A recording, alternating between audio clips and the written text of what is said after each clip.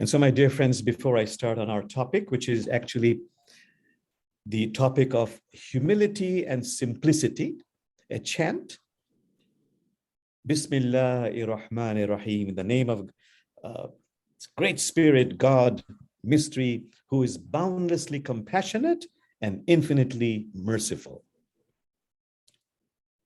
Bismillah Rahman Rahim. Bismillah Rahman Rahim. La ilaha illallahu.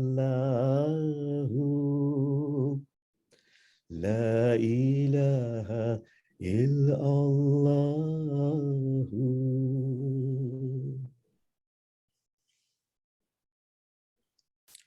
So, my dear friends, how does one define humility? It's quite difficult, actually. It's a paradox. Why? As all the great sages say, I am nothing. Everything I have is from Spirit, from God. But I'm also everything. God, the Quran says, has molded each one of us from water and clay, and then infused the water and clay with divine breath. So, some sages say humility is bowing down to this paradox of mystery and beauty. I am nothing and I'm everything. And just by bowing down to this mystery,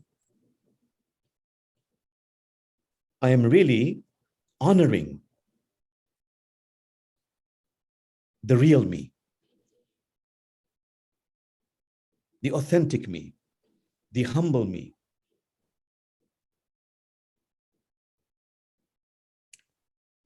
What this points to is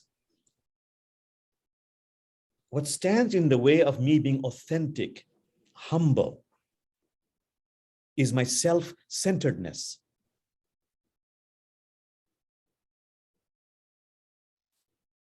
You know, there's a wonderful true story.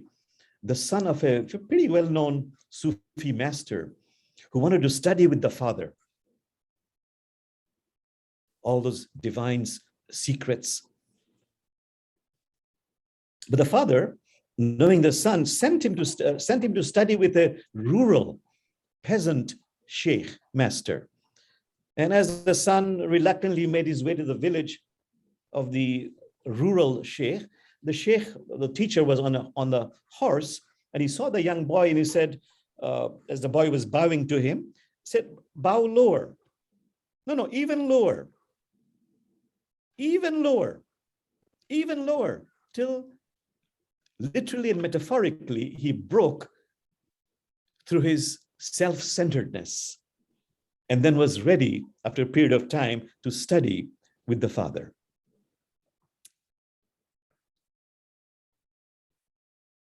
So being devoid or diminishing our self-centeredness to become humble is really an inner, I repeat, an inner state of being, not an outer state of being.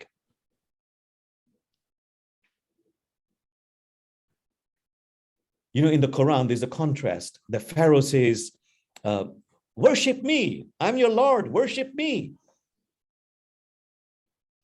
Well, that's arrogance. But then the 8th, 9th century Sufi master, Bistami, he exclaims, glory be to me, how great is my majesty. Glory be to me, how great is my majesty. You see, this Sufi master realizes I'm nothing, but I'm also, through his inner inconvenient work, connected to the divine spark.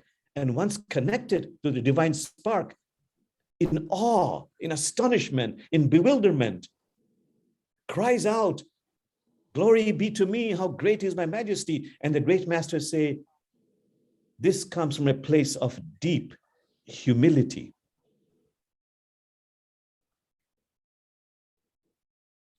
Contrast between the Pharaoh and the Sufi master Bistami. So not to judge this inner state of humility from one's outer behavior necessarily. And a story which has been said every time in the previous services, I'm going to repeat it again. I'll take it's in several traditions.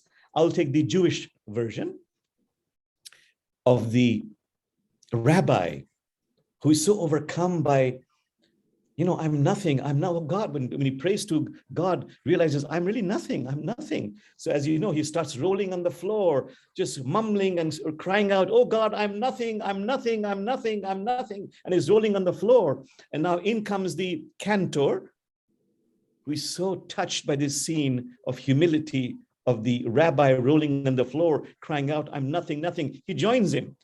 And they're both crying out, rolling on the floor, "Oh God, I'm nothing, I'm nothing, I'm nothing, I'm nothing."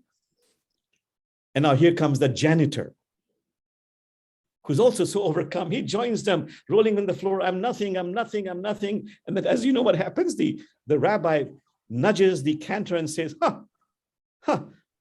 look at who thinks he is nothing. Look at who he thinks he is nothing, pointing to the janitor.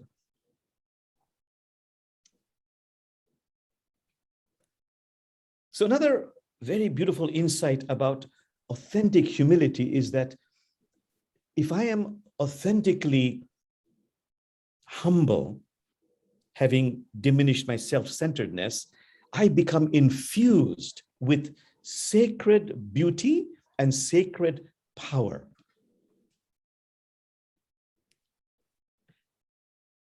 Two quick stories. There's a wonderful Sufi story of a raindrop from the cloud as it was descending into the sea, as it was falling into the sea. The raindrop saw the vastness of the ocean and blushed, saying, "Who am I? Just a little raindrop in the face of this huge, majestic, vast ocean." In humility, cried out and blushed, "Who am I?" And an oyster so loved the humility of the raindrop, it took it in its shell, nourished it, nurtured it, and it became a sacred, precious pearl.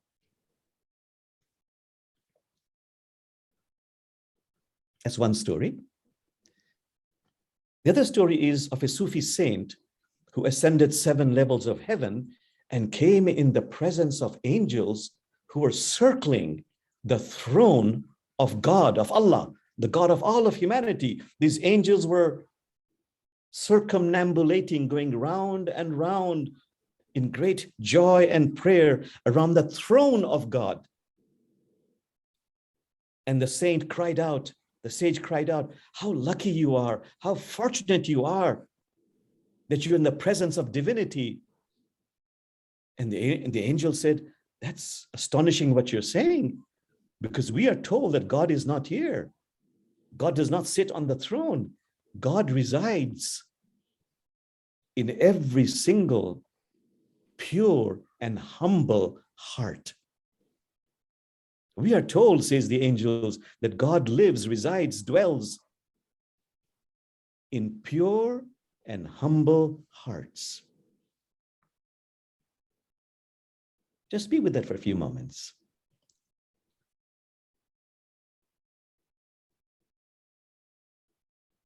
And true purity requires me to be truly humble. I love that saying. The truly pure one, pure is the one who has purified oneself of the notion of one's own purity. Pure is the one who has purified oneself of the notion of one's own purity.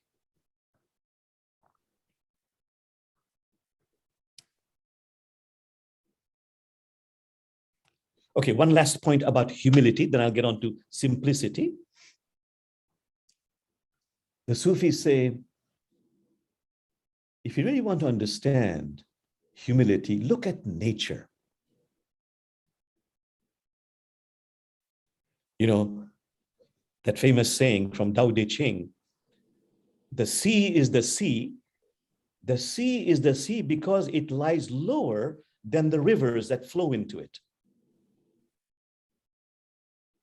A tree that is filled with fruits, that is laden with fruits, bows in humility.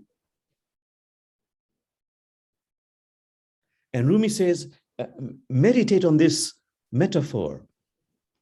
A seed falls into the ground, into the dirt, into the earth, in the dark. It germinates, it grows, and becomes a huge tree. I repeat, because Rumi says, this is, pay attention, says Rumi. Look at a seed. A seed falls to the ground, germinates, grows, becomes a tree. Rumi would say, Jamal, if you really understand this, you will follow us and fall to the ground with us. Okay, just be with that for a few moments.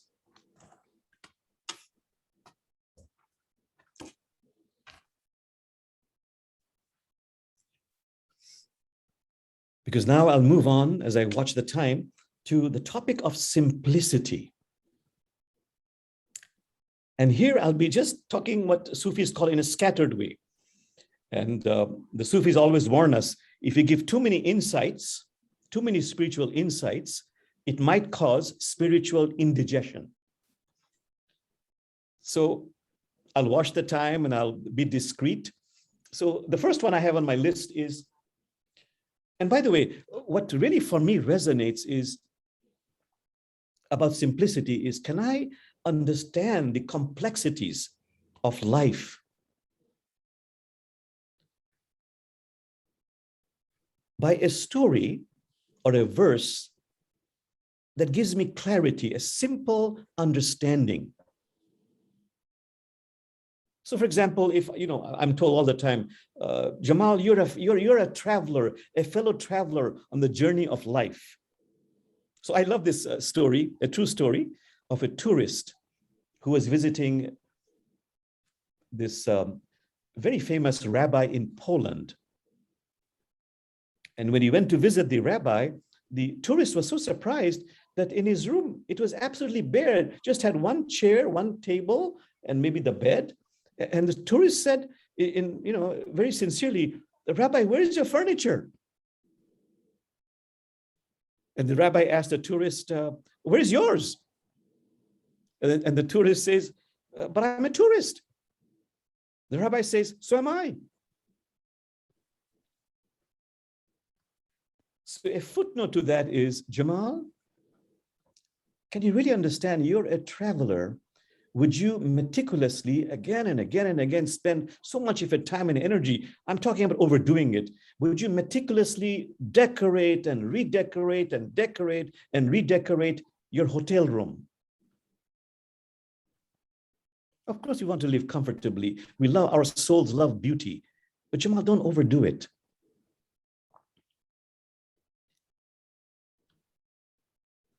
Okay, how shall I live? I love this verse by Rumi who says, Jamal, no matter what plans you make, how much money you accumulate, how many titles you garner, the thief will come from the unguarded side. The thief will come from the unguarded side. Focus on that. Concentrate on that. Devote yourself to that which can never be stolen. Love, compassion, capacity to forgive, service.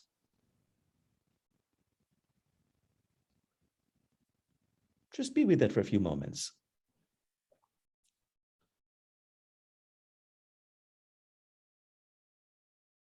Okay, moving on. If I complain, which I do, at least more in the past than now, oh God, some people are so difficult. Some people are so difficult. Well, a simple verse in the Quran says, Jamal, listen to this and take this to heart. God says, and we have deliberately created some of you to be a trial for others. For your sake, we have created some of you to be a trial for others. So all I do is I accept it.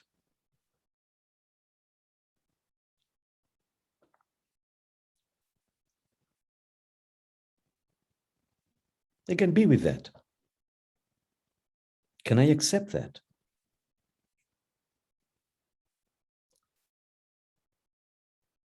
Okay, let's move on to the mystery of the greatest mystery of God.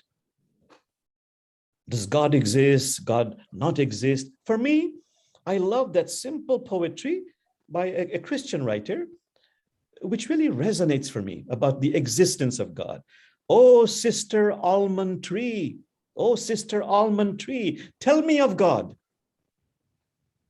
And the almond tree blossomed.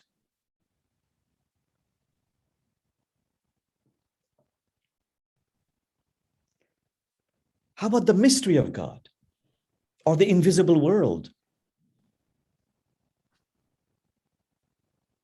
About God, there's a verse from the Tao says, those who say do not know, and those who know do not say.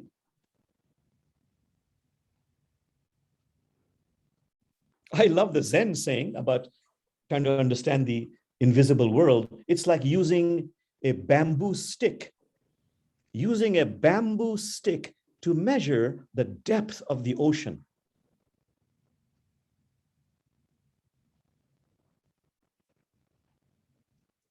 I like these verses and phrases which really splash in my heart that make me go deeper about understanding this or having a connection with this great mystery called God. I love the Sufi description of God. In the name of him who has no name. In the name of him who has no name, but who appears by whatever name you call her. In the name of him who has no name, but who appears by whatever name you call her. Or that Hindu description, which also resonates deeply about God. The eyes cannot see it, but it is that by which the eyes see. The tongue cannot utter it, but it is that by which the tongue utters. The mind cannot think it, but it is that by which the mind thinks. It goes on and on. Okay, one last aspect about this mystery of God. Do we have access to God? Again, that wonderful true story of that beloved female saint Rabia, who was walking the streets, and then she saw this great Sufi master with this cluster of devotees, and the Sufi master was telling his followers, you know, Allah is so compassionate.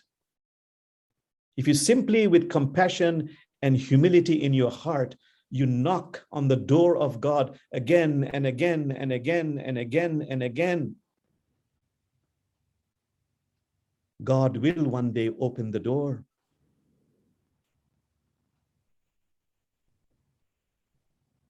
And then Rabia passing by just said, brother, when was the door ever closed? And the teacher bowed to her.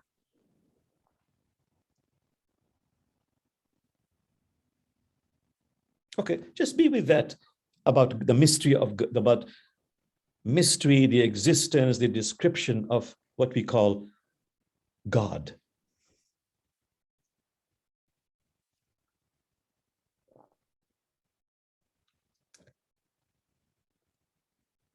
Okay, very quickly, to understand faith,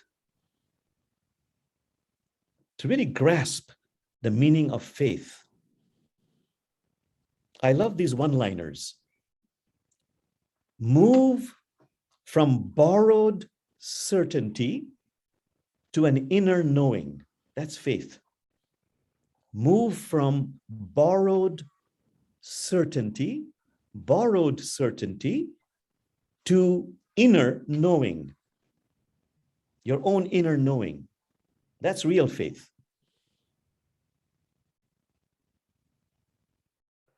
Rumi says to really understand faith, you must have experience in life. So I love his saying, or I don't know if it's Rumi who said it, but the verse is, move from a knowledge of the tongue to a knowledge of the heart. From knowledge of the tongue to a knowledge of the heart.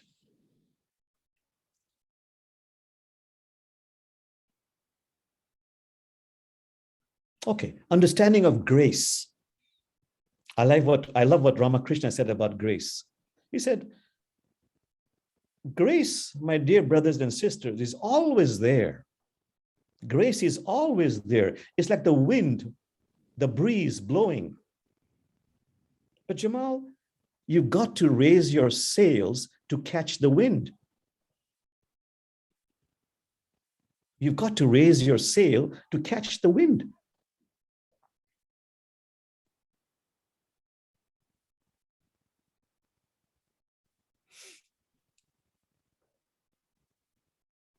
The Quran says, trust, have trust in God. Rumi says, trust is your best livelihood. But what really makes me understand this idea of trusting God is a simple true story of the 7th century, when a Bedouin on the way to pray in the mosque had his camel, and he met Prophet Muhammad, peace be upon him, and he said, should I tie the camel to the post or just trust God? And as many of you know the story, Prophet Muhammad replied, first, tie your camel to the post, then trust God. First, tie your camel to the post, then trust God. Just be with that story.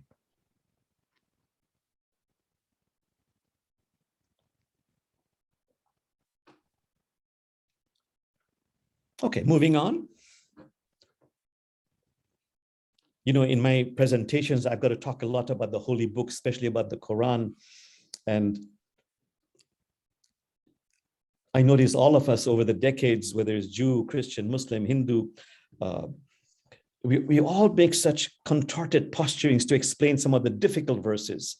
And I love that verse that, you know, sometimes we wish when we look at our difficult verses in our scriptures, we could use whiteout, or we could engage in what is called holy amnesia.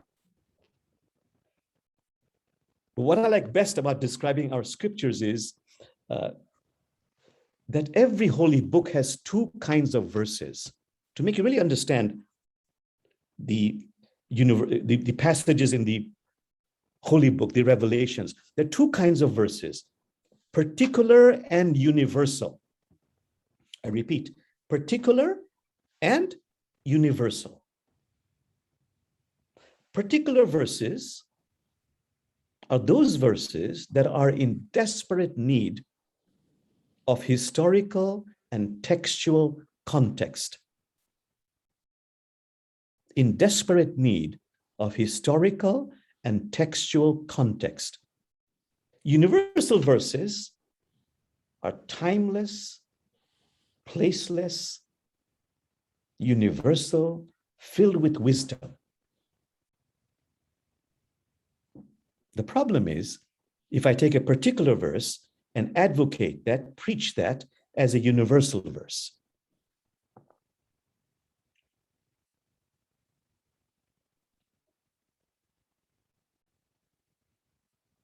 And by the way, all the great masters have said, our understanding of a revelation is really a function of my intention, number one, and number two, my level of consciousness. About the latter level of consciousness, I love best this metaphor that Rumi uses about how to interpret a verse from the scriptures. Rumi says, a bee and a wasp, they drink from the same flower. A bee and a wasp, they drink from the same flower. One produces nectar the other one produces a sting.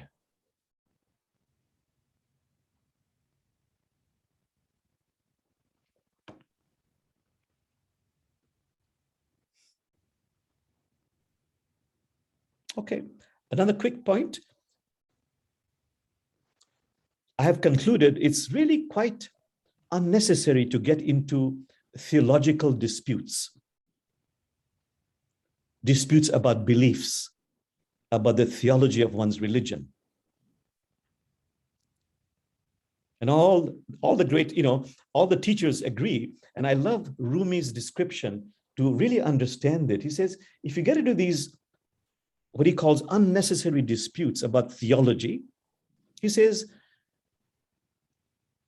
if you enter these disputes, you're like a bird that ties a snare, a knot around its legs, and then unties them.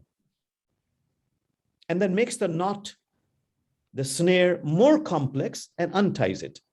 Makes it even more complex and unties it. Makes it even more complex and unties it. Forgetting the point is to escape. Rumi says, how you have forgotten the joy of being free and sailing those beautiful spacious skies and smelling the fragrance of the fresh meadows.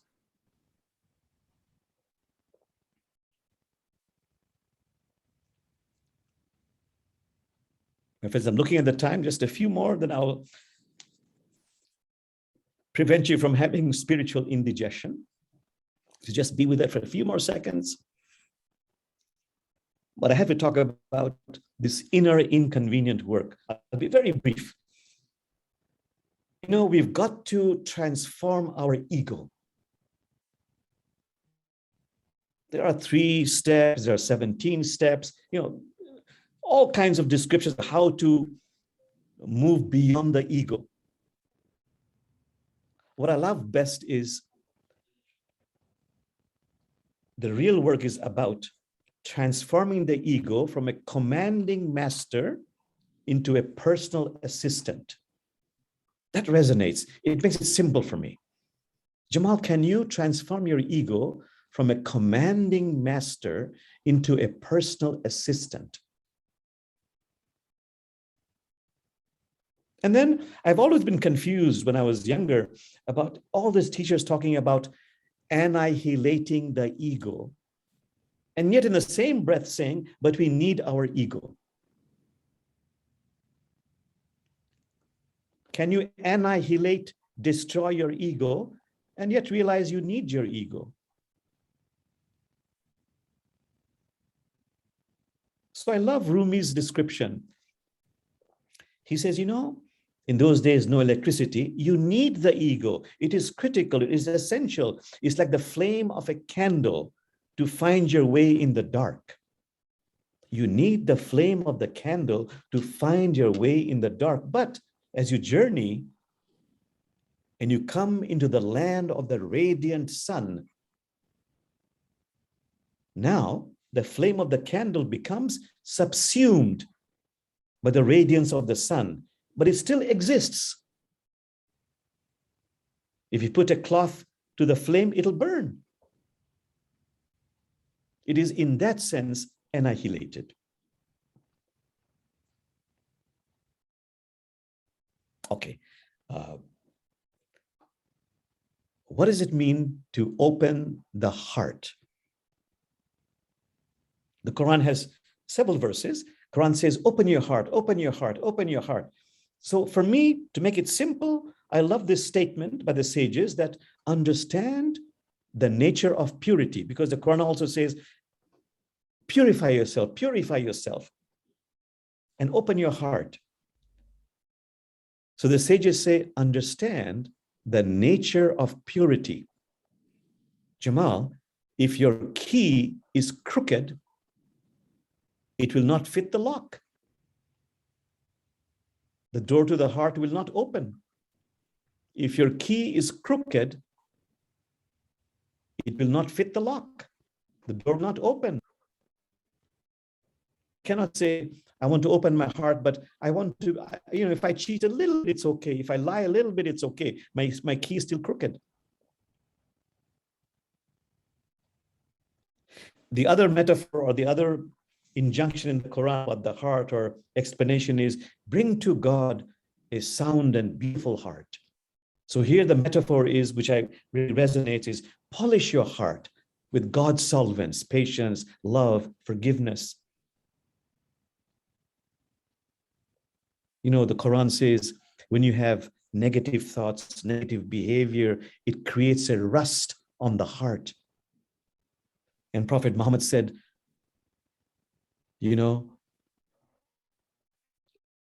every rust has a polish. And the polish for the rust of the heart is remembrance of God. So I've got to keep polishing my heart so it becomes a polished mirror reflecting the face of Allah. I love that metaphor. It gives me a great clarity. And I particularly like the fact this work is not easy. As Rumi says, if you get irritated by every rub, how will the mirror of your heart ever be polished? My friends, I have a big list here. I think I'll just end it because I'm looking at the time. And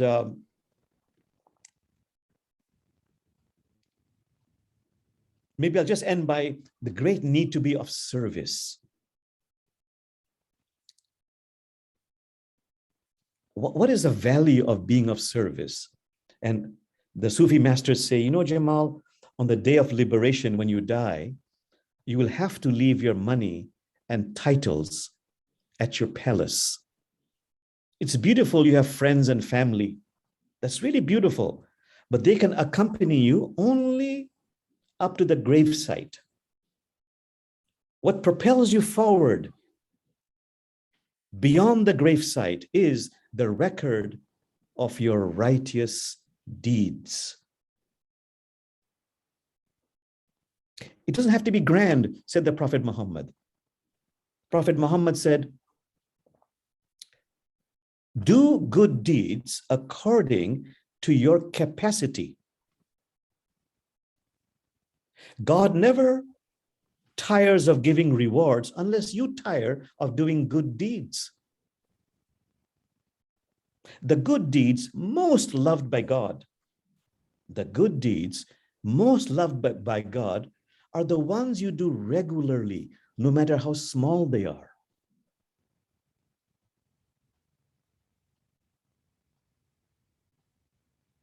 And what joy the soul feels when we engage in righteous deeds. So this wonderful verse from Tagore, when Tagore says, I slept and dreamt life was joy. I awoke and found life was service. I served and lo, service was joy. So my friends, I thought I would not overdo it.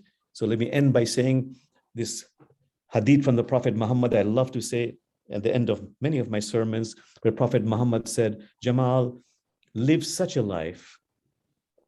Remember when you arrived here from the invisible world,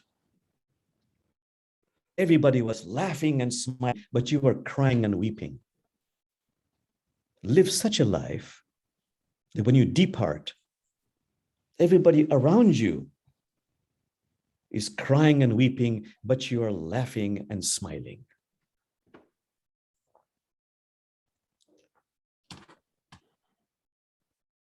Okay, my dear friends, I'll do a very short meditation. Just gently close your eyes. Focus on your nostril.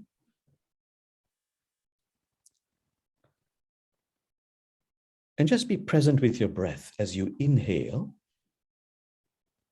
and as you exhale, just this much. Be mindful, be present with the in-breath and the out-breath.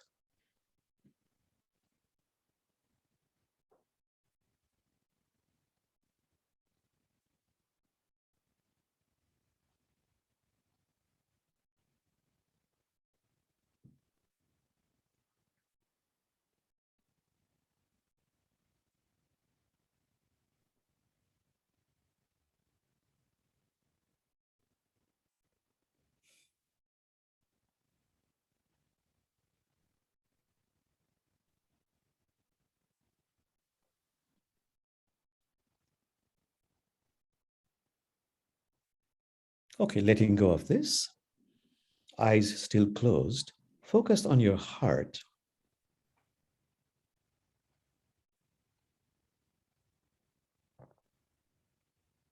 Simply becoming mindful of this incredible physical organ, the heart.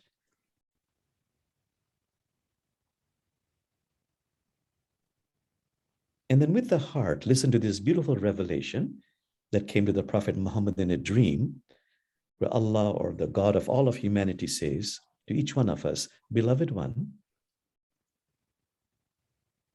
I cannot be contained in the space of the earth. I cannot be contained in the space of the heavens, but I can be contained in the space of the pure, loving heart. Spirit, mystery, God, Allah is outside of us and inside of us in our heart. Divine heart is inside human heart. Just be with that mystery. Inside a pure, humble heart.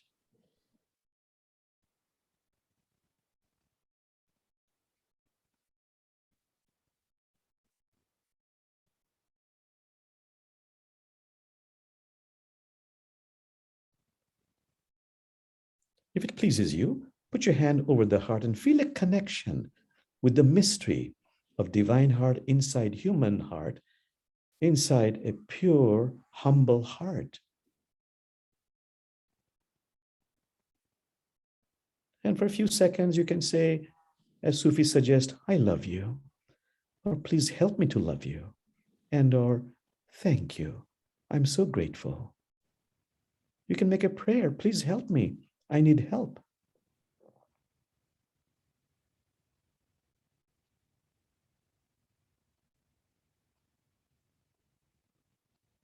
I love you.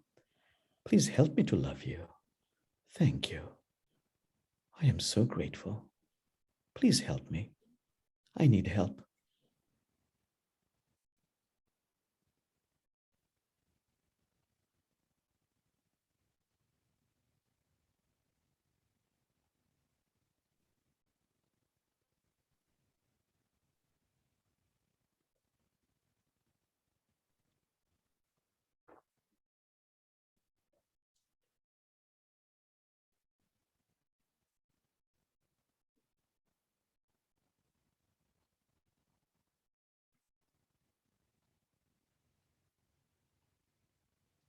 A most beautiful vibration filled with divine love, blessings, healing, empowerment is going from the tongue into the mouth, into the throat, into the chest,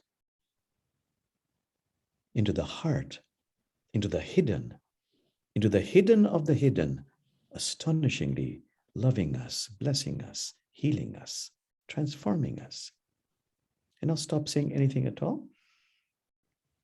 I'll do the Bismillah chant and just come into awareness.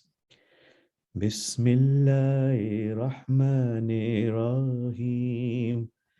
Bismillah Rahman Rahim. La ilaha illallah. La ilaha illallah.